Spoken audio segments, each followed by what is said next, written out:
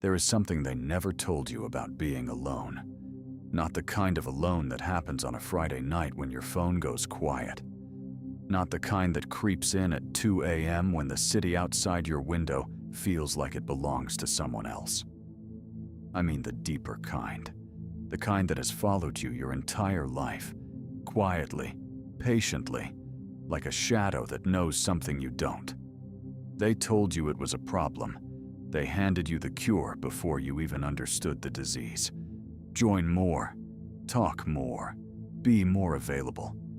Smile in the right rooms. Fill the silence before it has a chance to speak. And you listened. Most people do. Because the alternative, truly sitting with yourself, in the cold, uncomfortable dark of your own company, that was never presented as an option. It was presented as a failure. But what if it wasn't? What if the thing you've been running from your entire life is the only thing that was ever actually yours? I want you to stay with that question. Don't answer it yet. Just let it sit somewhere behind your ribs and breathe there for a moment. Human beings are social animals. You've been told this so many times it feels like a fact of nature, like gravity or weather. And yes, there is truth in it. Connection matters. Belonging matters. But somewhere between that truth and the world we built around it, something got distorted. The need for connection became a demand for constant presence. The comfort of company became a requirement, and solitude, real, chosen, unbothered solitude, became something to explain, something to justify, something that made other people uncomfortable in a way they couldn't quite name. Because when you are alone and you are not suffering from it, something about that unsettles people. Think about that for a moment. Why would your comfort with your own company make others uncomfortable? Why would someone else's need to be alone feel like a judgment on those who cannot stand it? The answer is quieter than you'd expect. Most people are afraid of silence because silence is honest. You can drown out a lot of things with noise, with plans, with notifications, with the hum of someone else's presence nearby. But silence strips all of that away. And what's left is you. Just you. And for a lot of people, that is the most frightening place they have ever been. You see, society doesn't actually have a problem with loneliness. It has a problem with people who aren't lonely enough to need what it's selling. Let that land. The entire architecture of modern life, the social platforms, the dating apps, the open offices, the group chats, the events you feel guilty for skipping, all of it operates on a single foundational belief that you are incomplete alone. That connection is the product you need, and a product only sells if the customer feels the absence of it. So they manufactured the absence. They called silence anxiety. They called introspection isolation. They called self-sufficiency coldness. They built a world so loud, so relentlessly stimulating, so insistent on your participation, that the very act of stepping back from it started to feel like a symptom of something wrong with you. But here is what they couldn't manufacture. Here is what no amount of noise could actually touch. The person who has learned to be alone, truly alone, without apology, without performance, that person has access to something rare, something almost dangerous in its clarity. They know themselves. Not the version of themselves that emerges in conversation, shaped by the room, softened by the need for approval, adjusted in real time to be more palatable to whoever is watching. I mean the self that exists when no one is watching. The thoughts that arrive uninvited at 3 a.m. The opinions that form before you've had a chance to check whether they're acceptable. The instincts that speak before the social filter kicks in. Most people never meet that version of themselves. They are introduced to it briefly, in moments of crisis or grief, and then they rush back to the noise as fast as they can, shaken by what they glimpsed. You might have done this too.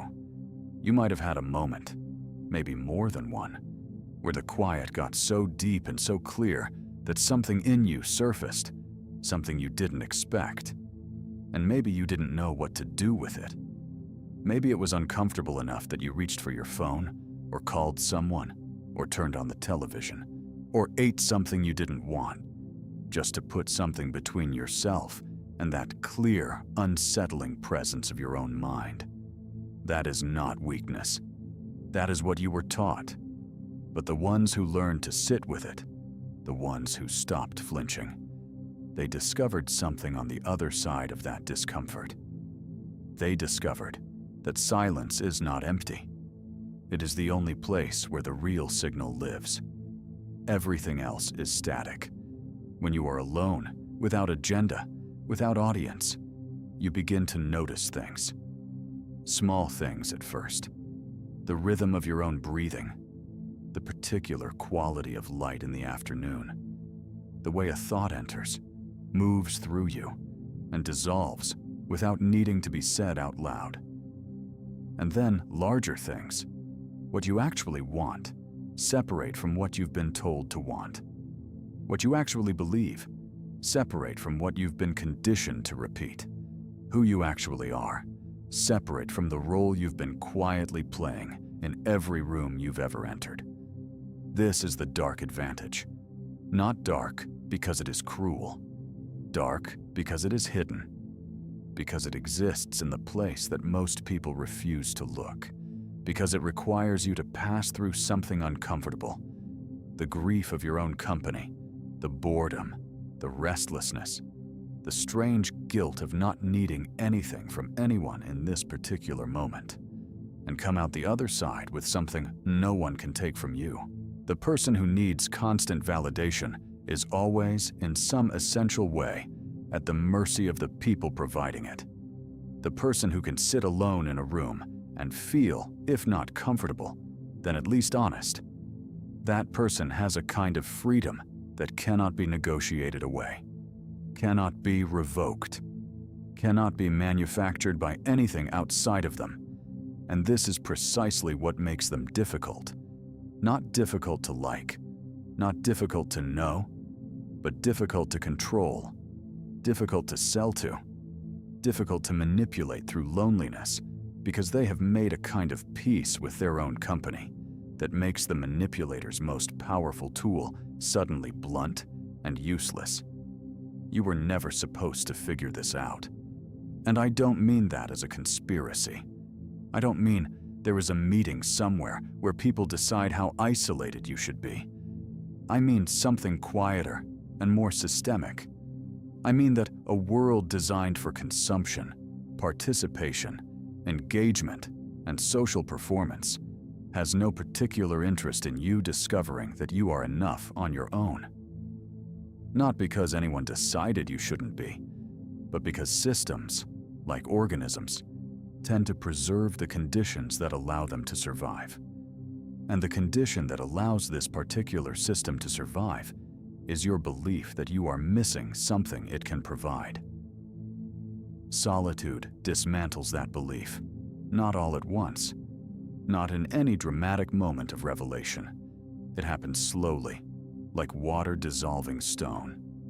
You spend enough time alone, not lonely, alone, and you begin to realize that the hunger you've been feeding with distraction was never quite what you thought it was.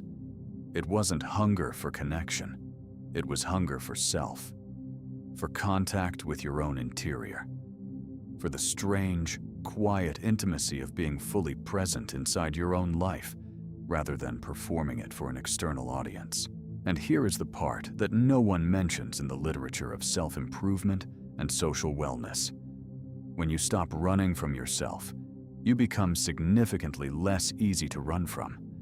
The things you've been avoiding, the grief, the unanswered questions, the parts of your history you keep in the peripheral vision of your consciousness, never quite looking at directly.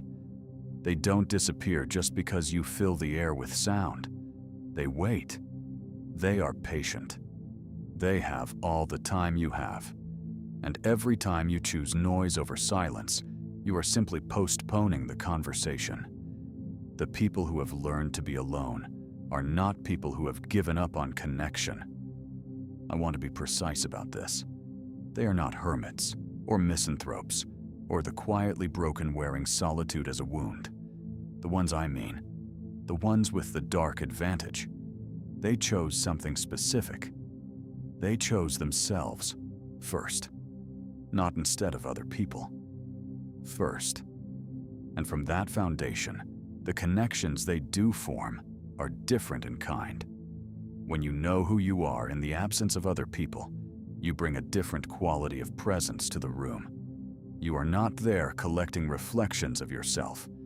You are not there running a quiet audit of how you are being received. You are simply there. And that is rarer than it sounds. That is what people actually mean when they say someone has a presence, when they say someone is grounded, when they say they feel somehow more real in the company of a particular person. That quality doesn't come from performance.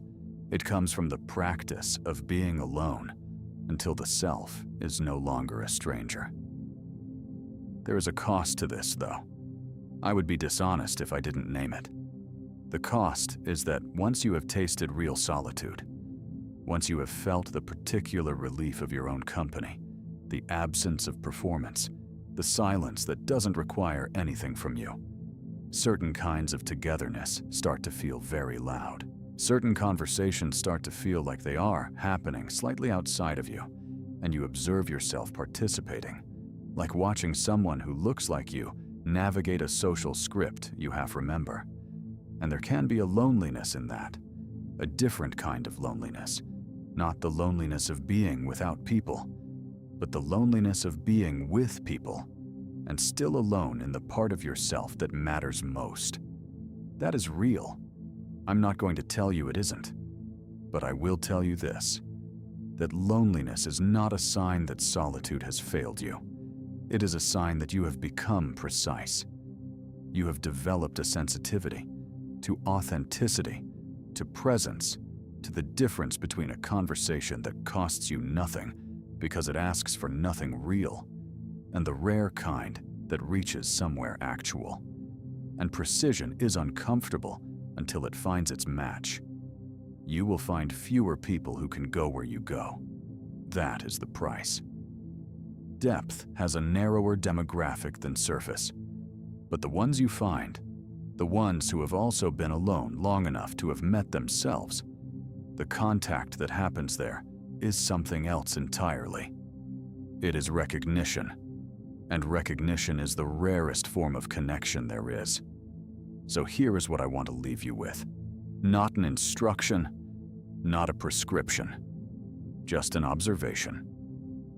The next time the silence comes, and it will come, it always does, notice your first impulse, the reach for the phone, the television, the errand, the call. Notice it without judgment, and then just pause. Not forever, not for any particular reason. Just pause long enough to let the silence say what it came to say. You may not like what it offers. You may find that what surfaces is something you have been carefully keeping below the waterline for a very long time. That is okay. That is, in fact, the point. The things below the waterline don't go away. They simply wait, gathering weight until you are ready to look. And when you finally do look, when you finally sit in the room of your own company long enough to stop flinching, something shifts, something quiet and foundational. You become, in some way that is hard to articulate, but impossible to miss, more yours. Not better, not fixed, just more genuinely, undeniably, irreducibly yours. And that is the thing they never told you, that the self is not found in the crowd. It is not assembled from the reflections other people offer. It is not built from connection or validation or the warmth of being chosen. It was there before any of that.